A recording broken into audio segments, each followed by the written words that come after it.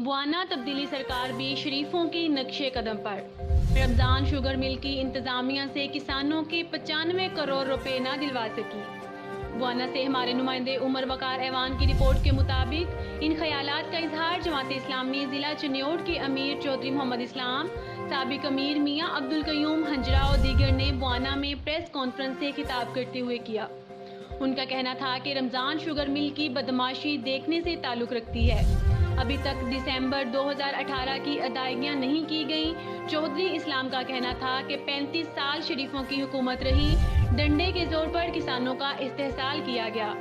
जब तब्दीली सरकार की आमद हुई हम समझे कि शायद अब किसानों को कुछ सुकून मिल जाए, मगर अफसोस के साथ कहना पड़ता है कि हालात पहले से भी बदतर हो चुके हैं।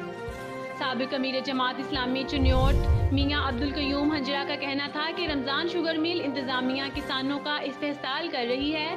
किसानों का 95 करोड़ रुपए दबाकर बैठे हैं। लाहौर हाई कोर्ट और सुप्रीम कोर्ट के फैसलों को भी जूती की नोक पर रख लिया है। हम देख रहे हैं अगर ये सिलसिला जारी रहा तो फिर हम पहले डीसी ऑफिस और उसके बाद रमजान शुगर मिल के सामने एहतजाज करने पर मजबूर होंगे। चौधरी इस्लाम ने तहसील प्रेस क्लब रजिस्टर्ड बवाना का शुक्रिया अदा करते हुए कहा कि हमेशा मस्बत सोच, सहाफत उनका शेवा रही है।